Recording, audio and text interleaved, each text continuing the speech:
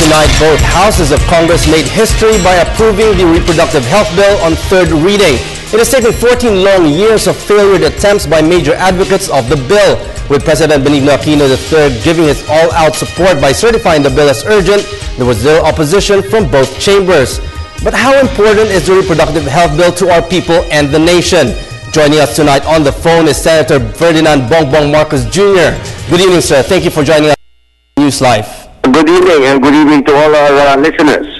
Sir, did you have any doubts that the RH bill may not be approved tonight? But what decided the vote in favor of the approval of the bill? Did President Aquino's committed support have something to do with this also? Well, certainly the president's backing had an influence on the voting, but it was not by any means certain during the discussions both in the House of Representatives and in the Senate how it was going to go. Although towards the end, I think the vote for RH solidified.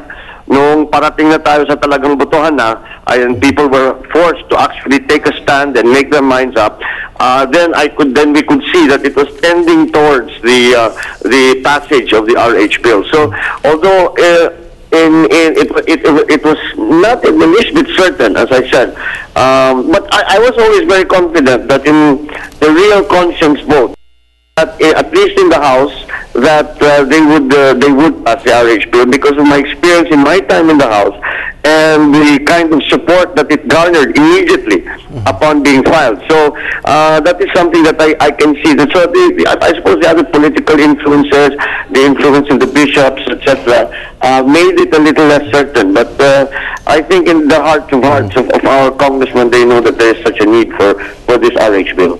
Sir, you authored the bill when you were a congressman. Why is the reproductive health bill so important for you? And how similar is this bill to the law implemented by your father on responsible parenthood? Well, this is as I explained when I explained my vote. It's really very simple to me. I was governor for 9 years, and in my time as governor and also as time as congressman, I saw so many instances where young women and men would suddenly come to us for assistance, and we would ask what's their situation, what's happened, and they're very young. I'm talking about 13, 14 girls, and they have no idea of how to raise a child. They have no idea how to, they had all these old wives' tales of how not to get pregnant, and I'm sure we've all heard some of them. And but then it ended up them being in this terrible situation, which caused all kinds of problems for them, for their family, and ultimately even the barangay. And so everybody had to pitch in to try and help. And it was such a sad situation. It would happen very often. It would happen maybe once or twice a month. That a girl would come and say, nabuntis po ko dahil ganito nangyari. Hindi ko naman akalain na mabubuntis ako dahil sinabi sa akin kung ano-ano na, mga kwento na basta gawin mo ito, hindi ka mabubuntis. It's just pure ignorance. And it's not their fault. And they have been put in this situation because of the lack of support that government has. And from that moment on, I said, this is not fair, and it is not right, and that we should do something for these poor people. And the RH bill was for me the most the best answer that we had. I mean, I am sure everybody will find fault with it in one way or another, and it's not perfect, but it goes a very long way to helping those people. So, but a major concern by the church is the bill is not pro-life. They say condoms and contraceptives will give rise to the decay of sexual morality in our country. Your thoughts on this? No, that is an argument that they kept making all through this discussion, and I never really followed it. I could never really understand why that was. The problem they kept raising, they even extended it. It's pro-abortion, and abortion is not allowed in this country, and so there's no law that can change that. There's no bill that can change that. And the truth be told, what is happening now is that we are not trying to encourage something or another. It is merely if the person involved feels that they have a need for contraceptives, and they now have access to it. And no one is forcing them to use contraceptives. No one is taking them to use contraceptives. It's just be giving them access should they decide that that is what they want to do. So with this in mind, information and education will banner how the program will succeed. Should sex education be a must for our children in school?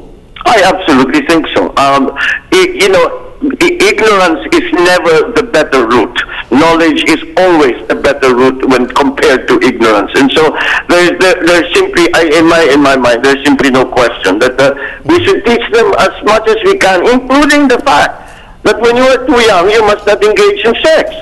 And that part, that sort of lesson has to be imparted as well. We are not saying that if you want to have sex, this do. Part of the education process should be to say you are not yet emotionally prepared, you are not yet physically prepared, and in many other ways you are not prepared, so you should not engage in sex because it will not be to your benefit, it will not do you any good.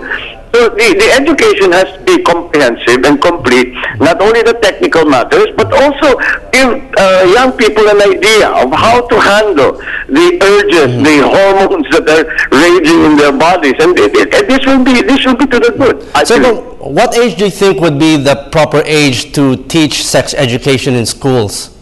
Well, I think that only is my own example. I was taught sex education in grade 6, and it fell under the subject of religion.